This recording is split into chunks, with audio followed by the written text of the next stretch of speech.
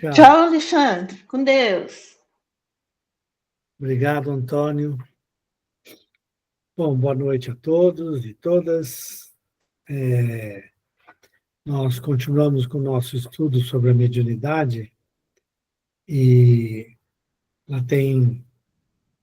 nós estamos estudando o capítulo 24, não é isso?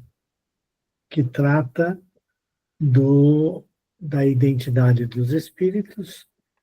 É o item 268, e que são diversas perguntas e respostas dos espíritos, e do Kardec e resposta dos espíritos, e, em especial, nós chegaremos à pergunta número 12,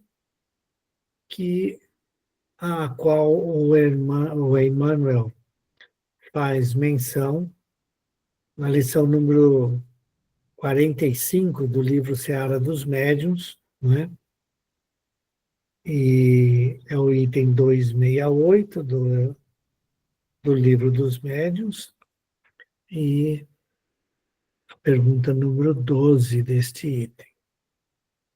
Como nós decidimos estudar o item 268 como um todo, nós estamos na pergunta 6, meia dúzia, né? E ficamos para começar a partir daqui.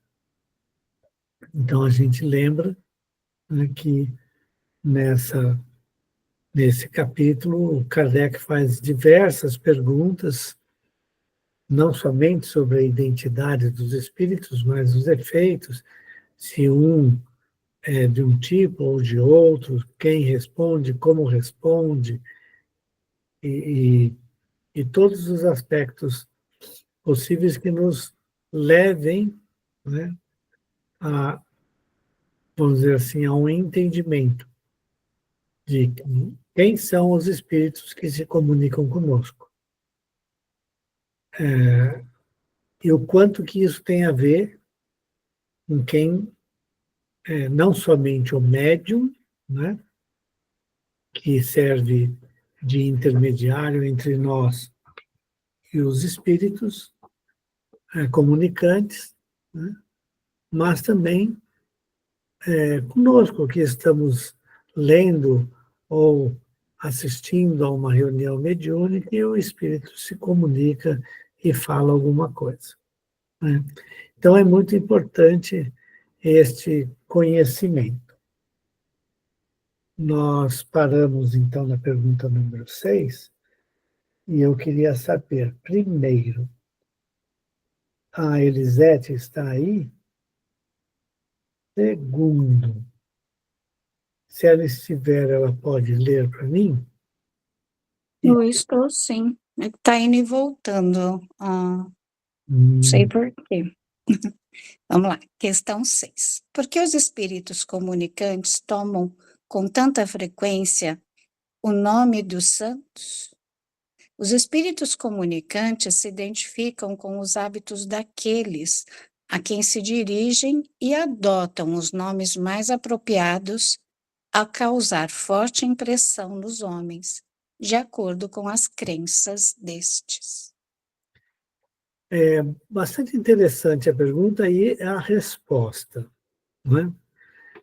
Primeiro, a gente precisa entender que, na época do Kardec, quando surgiu o Espiritismo, e ele surgiu na França, embora existissem em todos os países diversos fenômenos, né, diferentes, de diferentes categorias, mas o fenômeno das mesas girantes, ele foi uma febre por toda a Europa. Entretanto, ele constituía, na verdade, uma, uma brincadeira. Era uma coisa bacana, acontecia, né?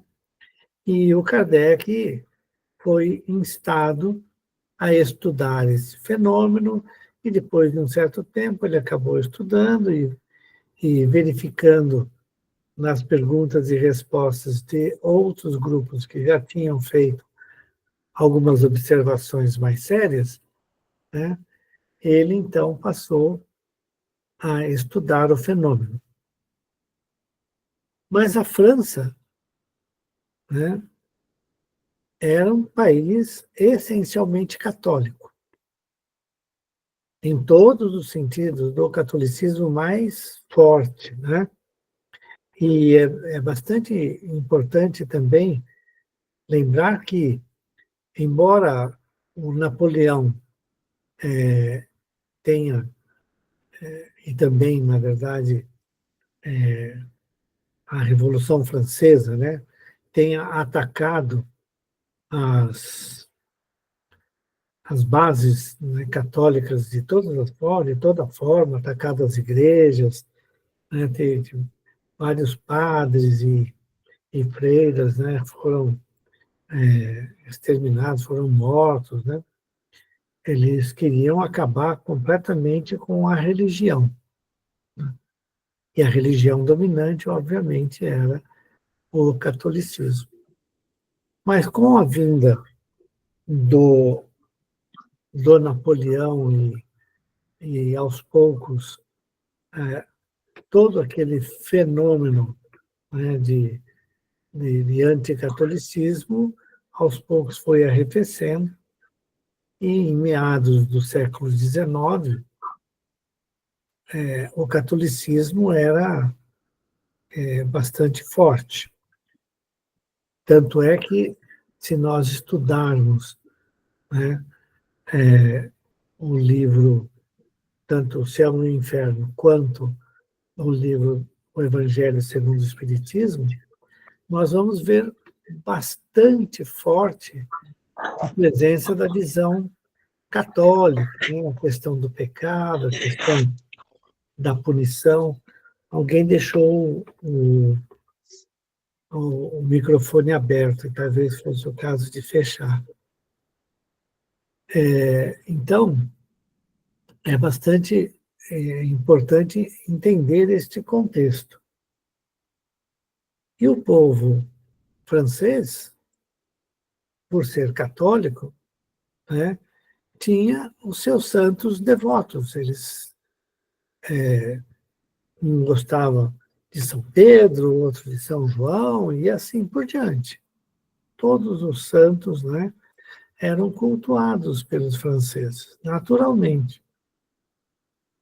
Então, os espíritos que vinham se comunicar, tendo, na verdade, o interesse maior de comunicar-se com os homens, né? Se os homens acreditavam que eles estavam conversando com São Pedro, ele anotava o nome de São Pedro, porque o que interessava era a conversa possível, né? A manifestação. E como o sujeito era católico e acreditava no São Pedro, ele usava o nome de São Pedro. Era o São Pedro em si? Provavelmente não.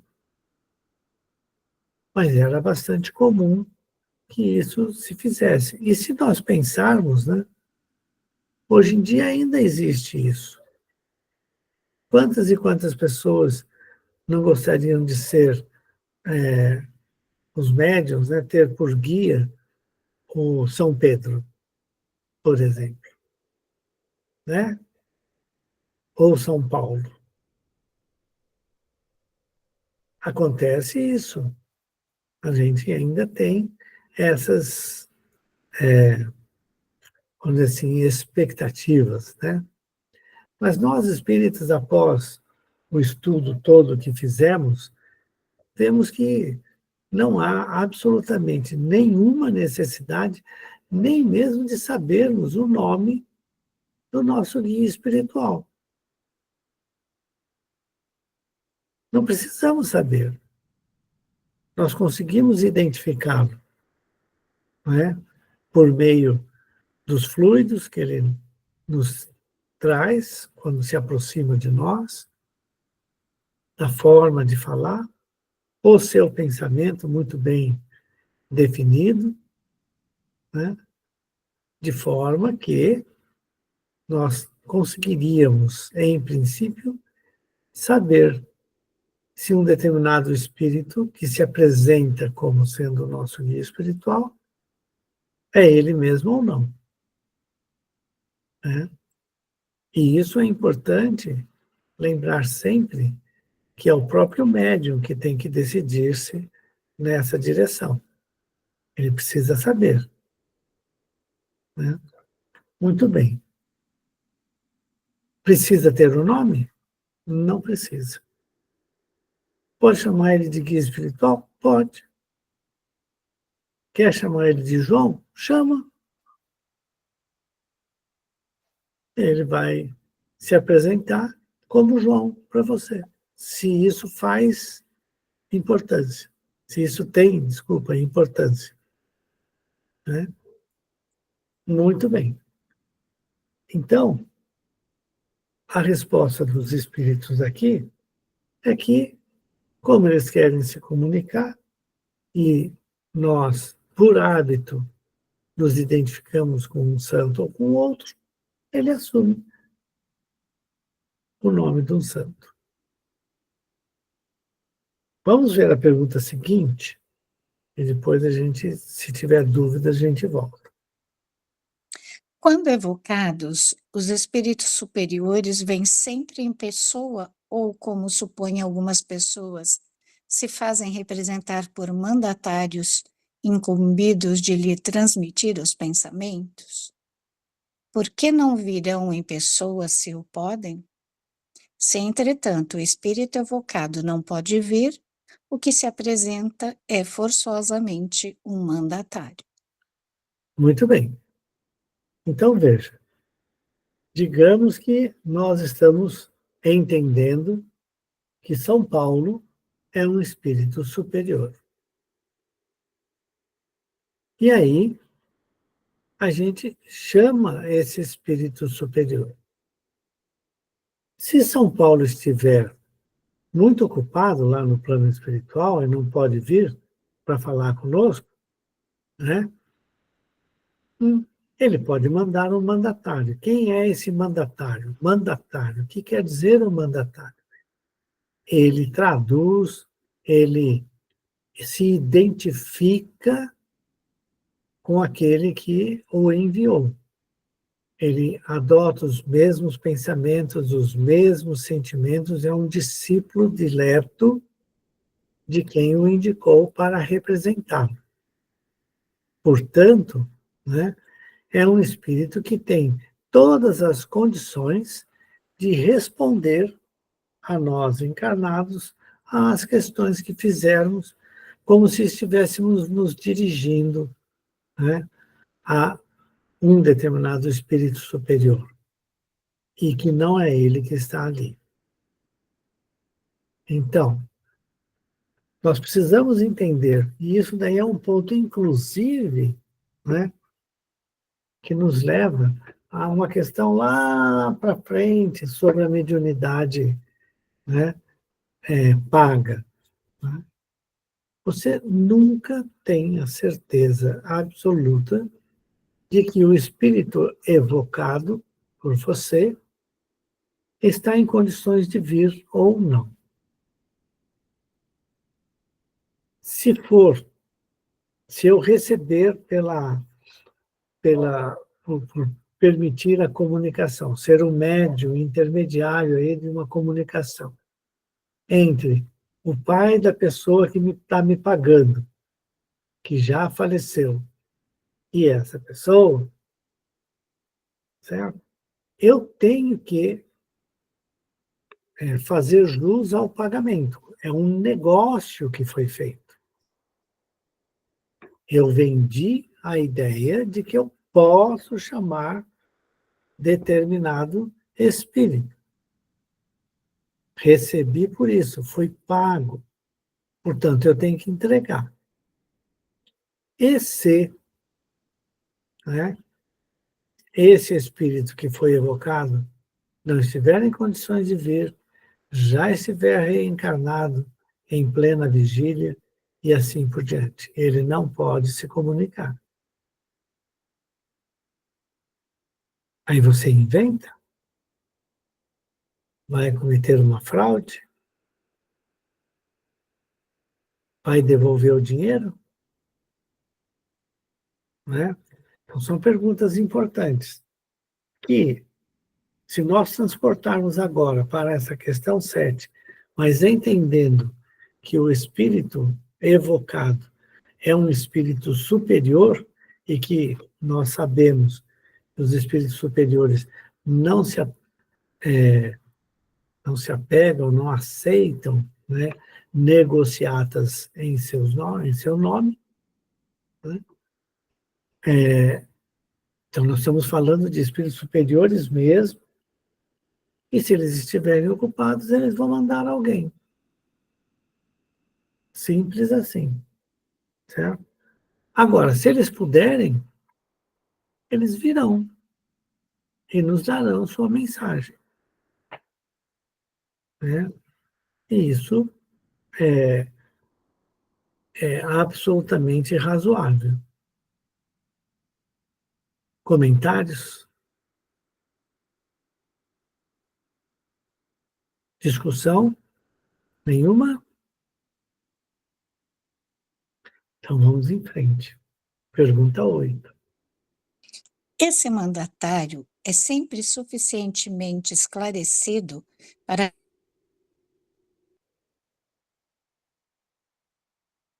Ah, ela cortou agora. Daqui a pouco ela entra, vamos ver. Esse mandatário é sempre suficientemente esclarecido para responder como faria o espírito que o envia? Os espíritos superiores sabem a quem confiam o encargo de o substituir. Além disso, quanto mais elevados, tanto mais os espíritos se confundem num pensamento comum, de tal sorte que para eles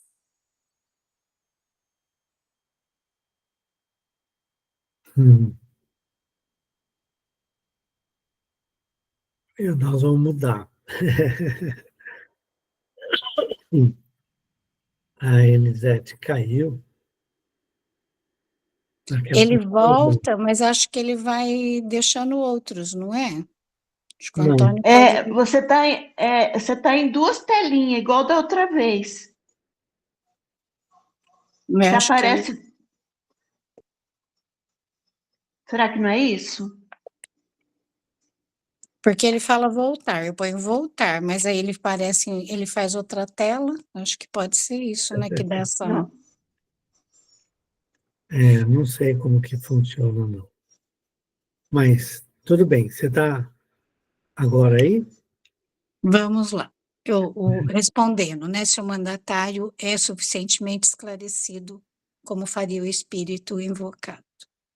Os espíritos superiores sabem a quem confiam o encargo de os substituir. Além disso, quanto mais elevados, tanto mais os espíritos se confundem num pensamento comum, de tal sorte que para eles a personalidade é coisa indiferente, como deveria ser para vós. Julgais então que no mundo dos espíritos superiores não haja senão os que conhecestes na terra com capacidade para vos instruírem?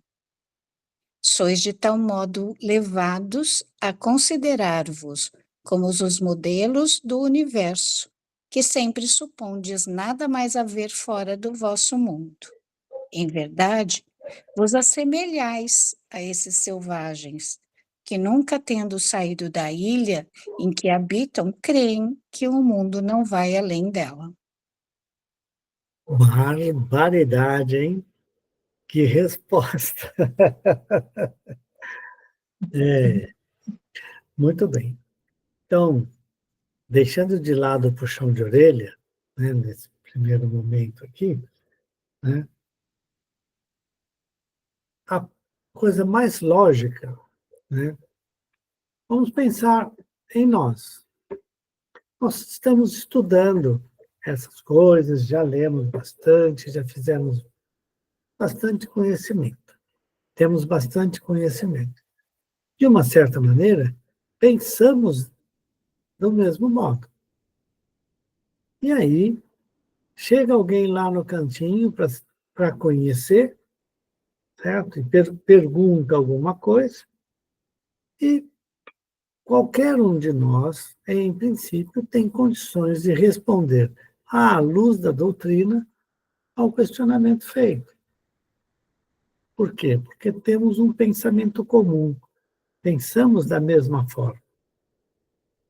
Portanto, é natural, né, que qualquer um de nós, se chamado, vai ter condições de dar, né, a informação solicitada. Quando ele fala dos espíritos superiores, além de colocar, né, quando você está tratando com espíritos superiores, e os espíritos superiores são aqueles já, né, engajados no bem há muito tempo, eles têm sabedoria, eles têm bom coração. Então, é natural que todos estejam capacitados para responder ao nosso chamado. E ele fala assim, olha, tiver, se o Espírito estiver disponível, ele vem. Mas se ele não tiver, ele manda um mandatário que seja capaz de responder em seu nome. É natural que ele não vá mandar alguém que não comungue dos seus pensamentos e sentimentos. Se for um espírito estranho ao seu entorno, né, aonde ele está e com quem ele está vivendo no mundo espiritual, ele não vai mandar essa pessoa. Não é? Muito bem. Esse é o primeiro ponto. O segundo ponto, que é também tão importante quanto, e por isso que ele volta a fazer tipo uma, um puxão de orelha em nós, né? É pensar assim, olha, aqui na Terra nós conhecemos algumas pessoas, sabemos de sua superioridade. E ele se chamou João, José, São José, São João. Né? E ele falou assim, você acha que São José e São João são os únicos que estão para lá? E espíritos superiores que você nunca ouviu falar na vida? Né? É importante a gente pensar. Aí ele fala assim, a gente está se assemelhando nesses tipos de perguntas aqui, né, aos selvagens que, se estão numa determinada ilha e nunca saíram dali, né, não vão ter ideia de com quem eles se comuniquem. Porque eles só sabem, só conhecem aquilo daquela região. E a gente acaba parecendo selvagens para os espíritos superiores. Por quê? Não é que a gente não seja, mas, efetivamente, né, a gente tem que dar uma paradinha e pensar assim, olha, né, é razoável supor que existem milhões, bilhões de espíritos superiores que vivem em mundos felizes, em mundos superiores ao da Terra, e que possam se comunicar conosco, nos trazendo as mensagens que eles querem nos trazer. Dúvidas? comentários?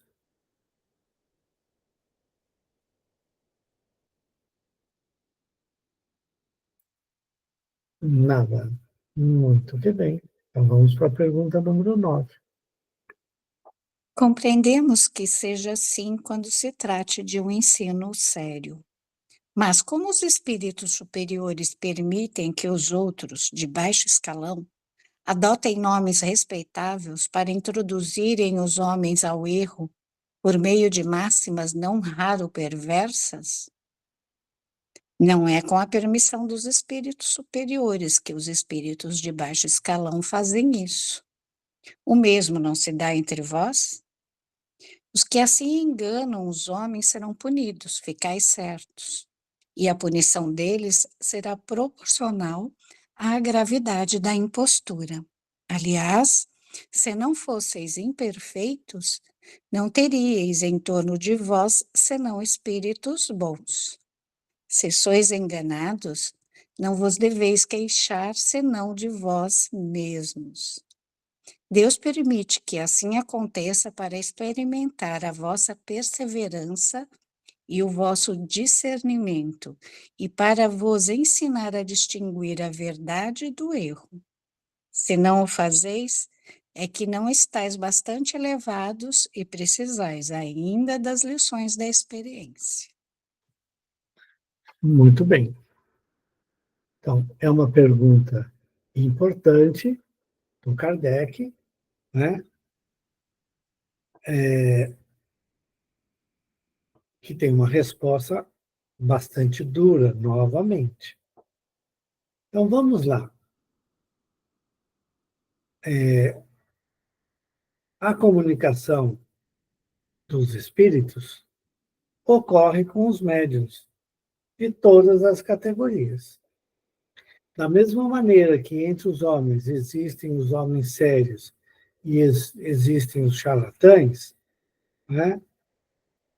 No mundo dos espíritos, que é simplesmente o mundo em que, após a nossa morte física, nós estaremos neste outro mundo, é natural que tenha espíritos da mesma categoria que os que estão na Terra. E se você tem um espírito que gosta de enganar, um espírito não, uma pessoa que gosta de enganar os outros enquanto está encarnado aqui na Terra, o mesmo vai acontecer quando ele desencarnar. Ele vai ser, no mundo dos espíritos, né, um espírito que gosta de enganar os outros.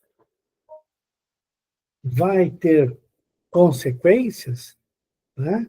Vai ter consequências, sim, não tem a menor dúvida. Entretanto, esta consequência vai ser dependente da gravidade das imposturas cometidas pelos espíritos na comunicação conosco. Muito bem. Mas vamos a um ponto ainda mais sério, né? No capítulo, no início deste capítulo e no capítulo da formação dos médiuns, que é o capítulo 19, né? Os espíritos mesmos vêm respondendo às perguntas, falando sobre a necessidade do aproveitamento das lições, né? De ponderar, de entender que espírito mau, né, não fala coisa boa e que espírito bom não fala coisa ruim. E que é preciso estudar, né, as lições recebidas dos espíritos por nós mesmos médiuns. É preciso fazer esta reflexão sobre aquilo que recebemos. Portanto, os espíritos já nos esclareceram que precisamos examinar a nossa produção mediúnica e a dos companheiros de grupo, né? de conhecimento, a troca de conhecimento entre nós é fundamental.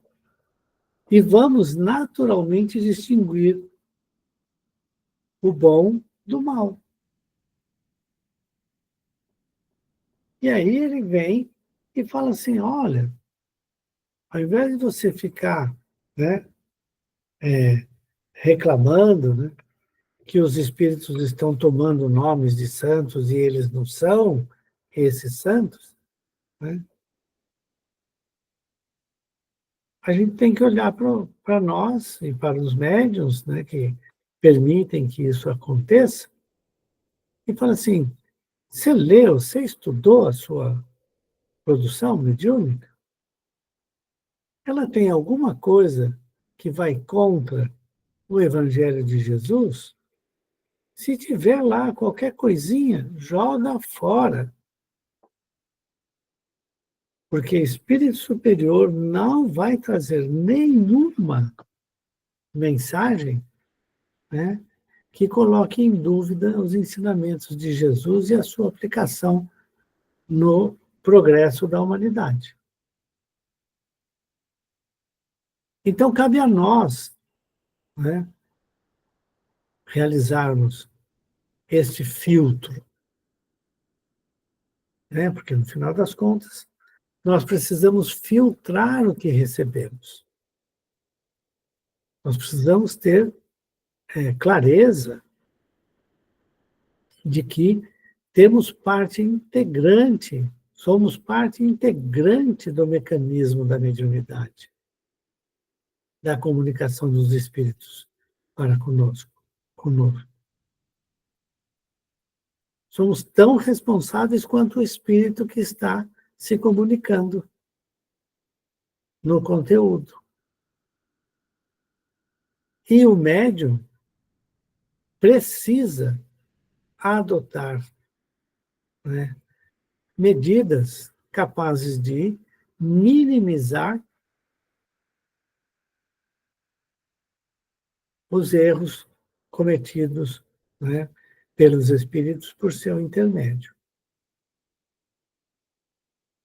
A primeira delas é realmente ponderar e começar a fazer a sua transformação moral. E se não consegue fazer de pronto, lembrar, né, que é possível fazer essa reforma, pouco a pouco, se nós desejarmos. É preciso a gente transformar, né, a nossa condição. Quando fazemos isso, nós nos ligamos aos mentores espirituais, aos espíritos superiores. E eles, né, ao fazer isso também, nós nos conectamos a eles e eles também percebem em nós uma boa vontade e estarão nos protegendo, né? É assim que se processa o nosso crescimento espiritual. Quando a gente faz a transformação moral e evita, tenta diminuir os nossos erros do dia a dia, do nosso cotidiano, que são as tentações, né, de que fala a prece de Pai Nosso. Deus nos livra da tentação. Mas Deus não vai nos livrar da tentação, porque a tentação está dentro de nós, né? Ele pode nos ajudar, e certamente a espiritualidade superior, que age em nome de Deus, né, pode nos ajudar na reflexão de determinadas ações que tomamos, ou alguma coisa que a gente fale ou que a gente pensa. E aí ele pode nos induzir a pensar de maneira diferente, positiva, instrutiva, levando ao bem das pessoas. Então, é tarefa nossa, de médium, realizar, né, esse trabalho e ficar atento para não ser enganado pelos espíritos. Comentários, pessoal?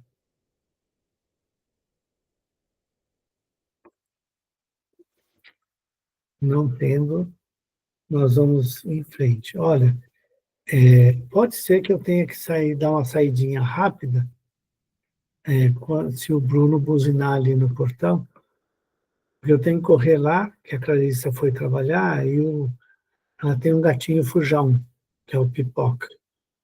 E se eu não correr lá, esse gato fujão foge. E a Clarissa vai ficar desesperada. Então, quando o Bruno chegar, ele vai me dar um toque, tá bom?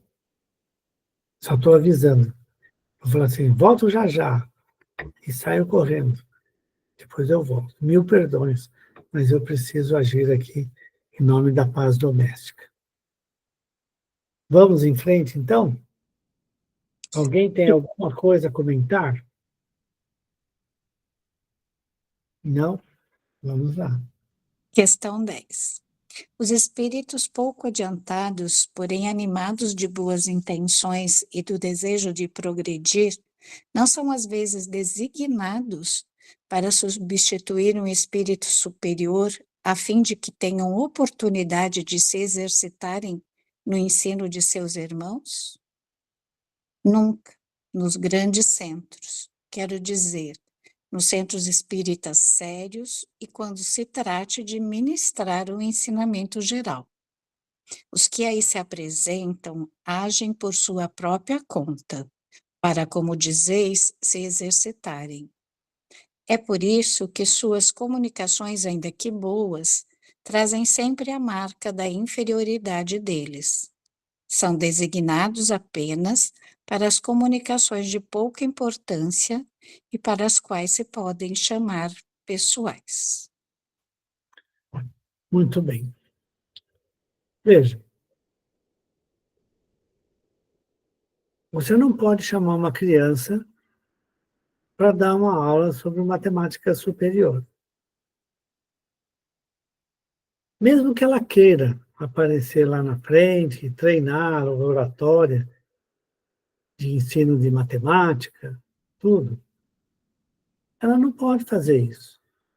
Ela não tem condição.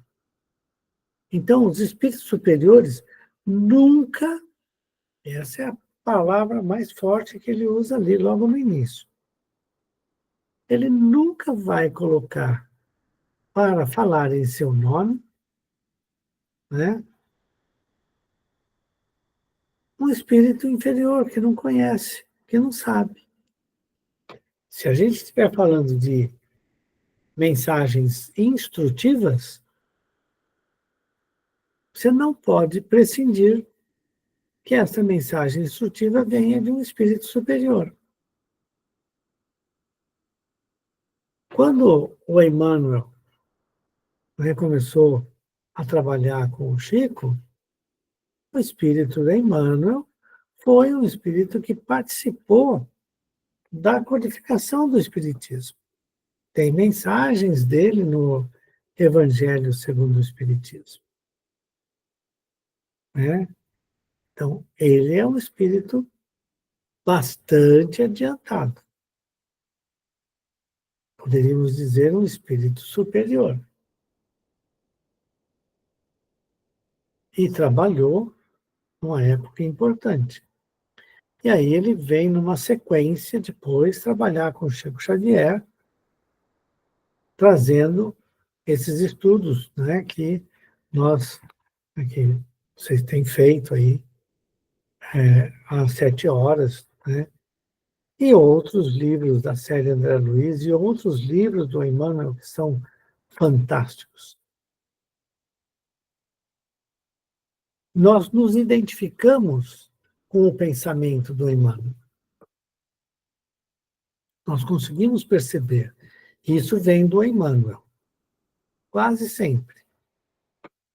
Então, ele não pode mandar um outro espírito com menos conhecimento que ele para falar como se fosse ele e trazer mensagens instrutivas para nós. As mensagens instrutivas precisam de espíritos instrutores superiores.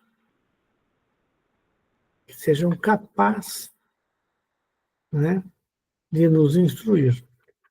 Instrução para o bem, para o nosso crescimento espiritual.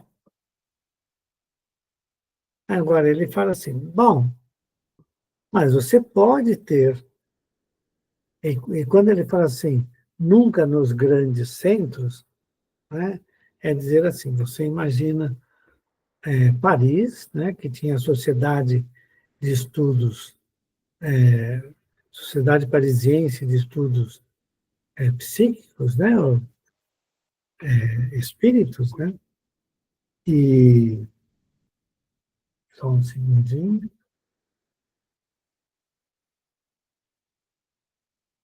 Ok.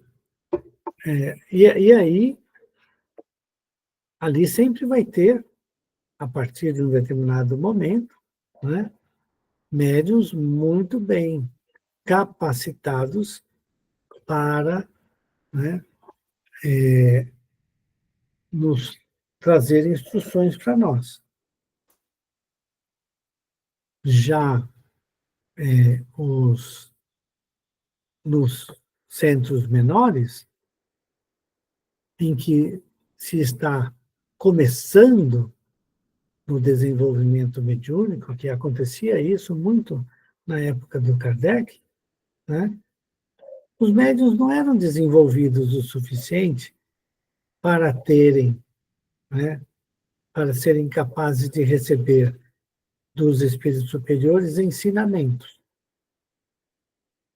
Ensinamentos, obviamente, sobre a ótica do Evangelho de Jesus e do crescimento das pessoas. Aí ele fala assim,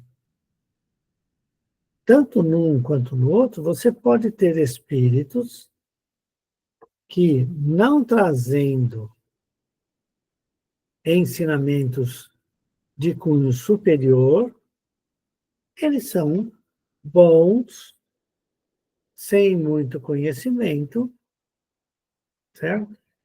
Mas que podem dar comunicações interessantes, né?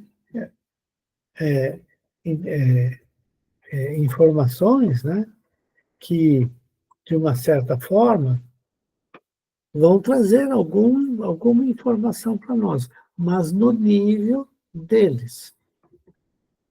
Aí ele fala assim, vai ficar claro, né, que o nível da informação não vai ser uma informação, ele é baixo, não tem condições de ser uma comunicação elevada.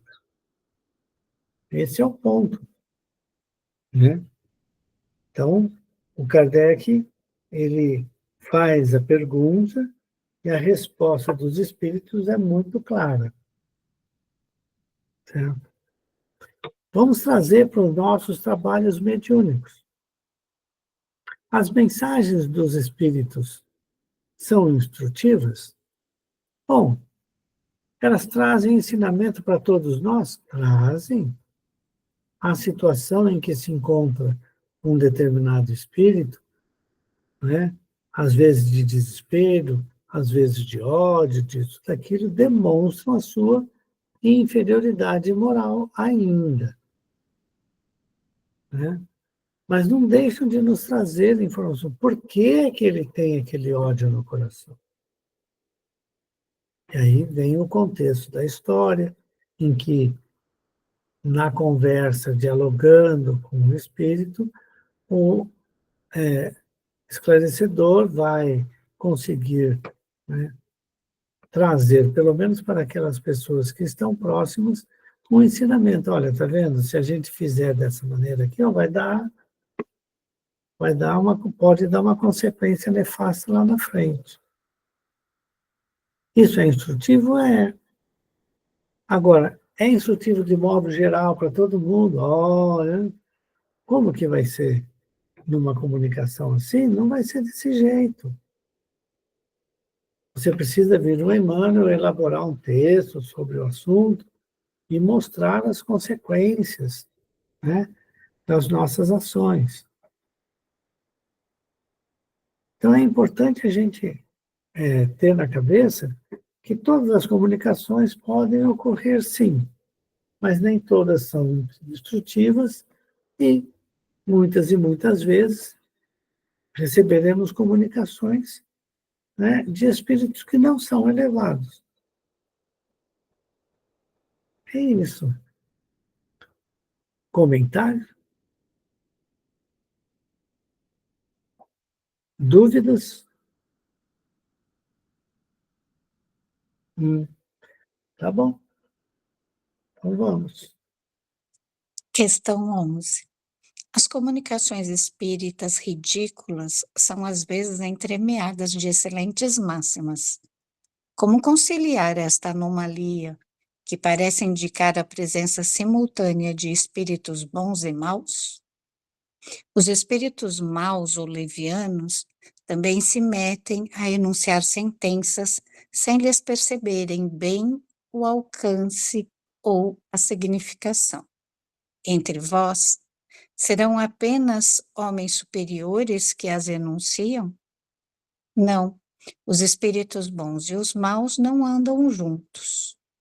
É pela uniformidade constante das boas comunicações que reconhecereis a presença dos espíritos bons. Então, numa única comunicação, né, não tem o espírito bom e o espírito mau, né, como a gente tem aquela historinha né, do espírito bom falando num ouvido e o espírito mau falando no outro ouvido. Faz isso, o outro não faça. Faz isso, não, não vale a pena. Não existe esse tipo de comunicação real. Um bom espírito é um bom espírito. Um mau espírito é um mau espírito, por enquanto. Ele pode progredir, ser um bom espírito? Pode, mas por enquanto não está nessa situação.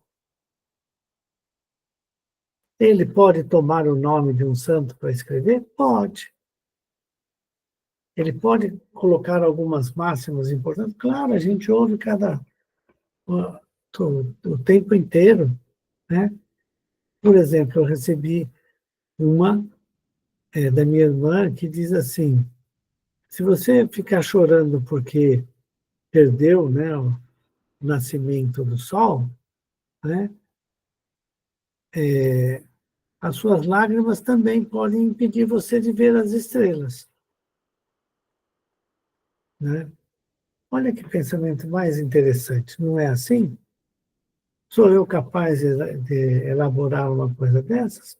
Não, não fico pensando nessas coisas, né? Eu sou uma cabeça muito fechada, muito racionalzinha aqui, né? Então, a gente precisa entender que há espíritos que querem se fazer passar pelos espíritos superiores. E como é que a gente vai saber, né, se são ou se não são? Ele diz claramente: os bons e os maus espíritos não andam juntos. E é pela uniformidade, né, constante das boas comunicações é que reconhecereis a presença dos bons espíritos.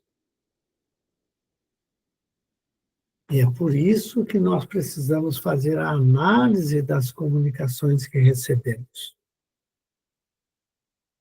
Se tiver dentro delas, né,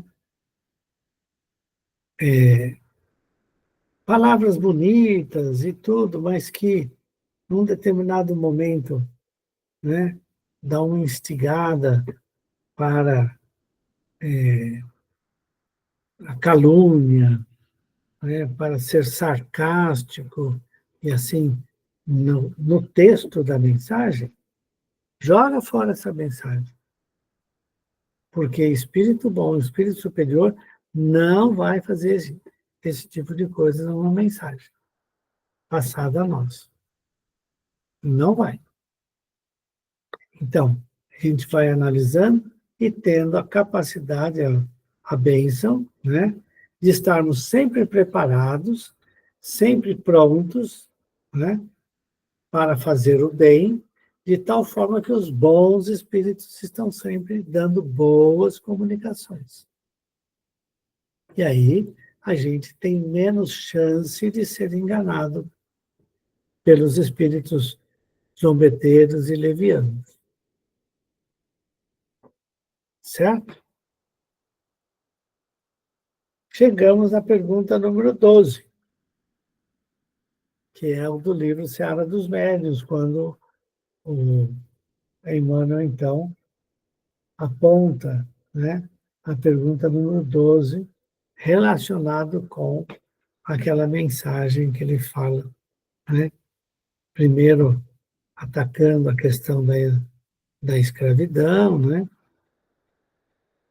A utilização, né, do braço do outro para a nossa vida, e depois, né, ele fala assim, olha, você vai ter espíritos que, né, não estão muito bem no plano espiritual, ou mesmo ele vai trazer algum problema, né?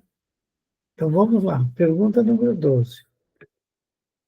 Os espíritos que nos induzem ao erro estão conscientes do que fazem? Não. Há espíritos bons, mas ignorantes, e que podem enganar-se de boa fé. Desde que tenham consciência da sua ignorância, passam a aceitar o fato e só dizem o que sabem. Muito que bem. Então, o Emmanuel, lá na lição, né, comenta sobre uma mensagem recebida de um espírito que foi vilipendiado, que teve um monte de coisa, e que não teve instrução, não teve condição de se instruir, certo? E está no plano espiritual ainda nessa condição, porque ele não tem um adiantamento moral, embora ele reconheça, né, essa sua condição de espírito ainda não elevado, certo? E que ignora muitas coisas, né? Se você não tem condições de estudar, de, de progredir, né, você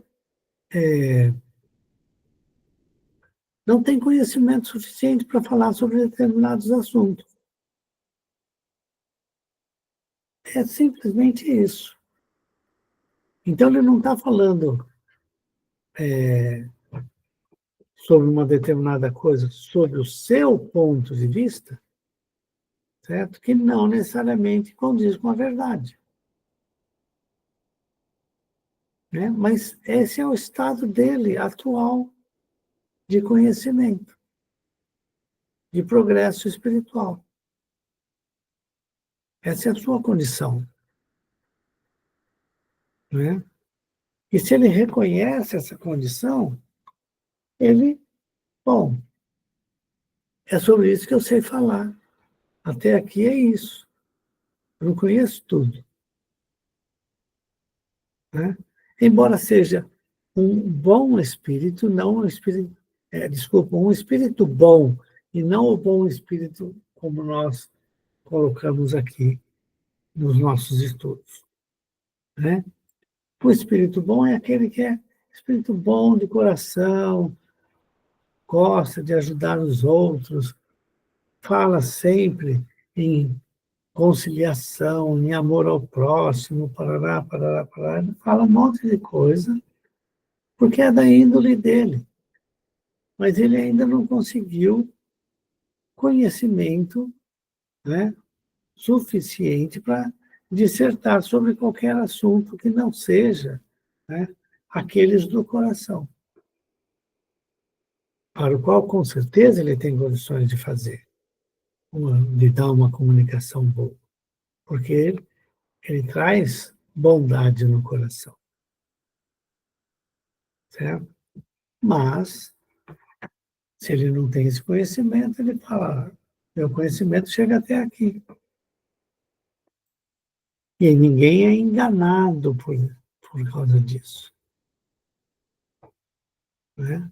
Essa é a condição que a gente tem, efetivamente. Chegamos à pergunta número 12 e nós vamos parar por aqui. Pode ser? Mas não, faz mais uma, 13ª. O espírito que dá uma comunicação falsa age sempre com intenção maléfica? Não. Se for um espírito leviano, apenas se diverte sem outra intenção senão mistificar. Então, a pergunta, né, no final das contas, não é uma intenção maléfica. Você está num lugar sério. Como é que um espírito leviano vem falar, né, sem querer estar trazendo condições, situações ruins ali? Ele sabe que ele está agindo errado. Ele está querendo só se divertir. Isso não é ruim? A pergunta que a gente tem que se fazer é voltar lá atrás. Né? Nós estamos nos preparando para as reuniões? Nós estamos fazendo a nossa parte de ligação com a espiritualidade superior através da prece? Para que a gente não seja enganado por um espírito leviano? São as perguntas que nos chegam, né, à mente. E agora nós vamos parar por aqui. Fica a pergunta 14, para depois. Tudo bem? Alguém pode fazer a prece de encerramento? Cecília, está aí? Espera só um minutinho. Sim. Olha, você vai fazendo a prece de encerramento, Cecília, eu já volto. Faço. Tá bom. Então, mais uma vez, nós vamos agradecer por esse momento de estudo, por tudo que aprendemos, e que possamos colocar tudo o que ouvimos em prática no nosso dia a dia, com relação à nossa mediunidade, aos nossos pensamentos e sentimentos. E com muita gratidão no nosso coração, ofertamos a nossa prece, para que ela possa envolver todos os nossos irmãos que nesse momento estão doentes, em seus lares, nos hospitais, nas ruas. Socorre, Pai, a todos com teu manto de luz. Socorre o nosso planeta, a nossa nação, os nossos governantes e toda a humanidade, principalmente onde houver pranto, dor, fome e sofrimento, guerras e conflitos. Que o teu amparo e a tua proteção esteja junto com todos nós. Pai nosso que estais nos céus, santificado seja o vosso nome, venha a nós o vosso reino. Seja feita, Senhor, a vossa vontade, na terra como em toda parte. O pão nosso de cada dia dai-nos hoje e sempre. Perdoa as nossas dívidas e ofensas, da mesma maneira em que vamos perdoando os nossos devedores e ofensores. Não nos deixes entregues às tentações. Livra-nos, Senhor, de todo mal, e também de todo mau pensamento, sentimento e ações que possam existir ainda dentro de cada um de nós. Se assim pedimos, é porque guardamos a certeza que em tuas mãos reside todo o reino, todo o poder, toda a glória e toda a justiça, para todo sempre. Graças a Deus, graças a Jesus. Graças a Deus. Obrigada, Eduardo, boa noite a todos. Graças a Deus.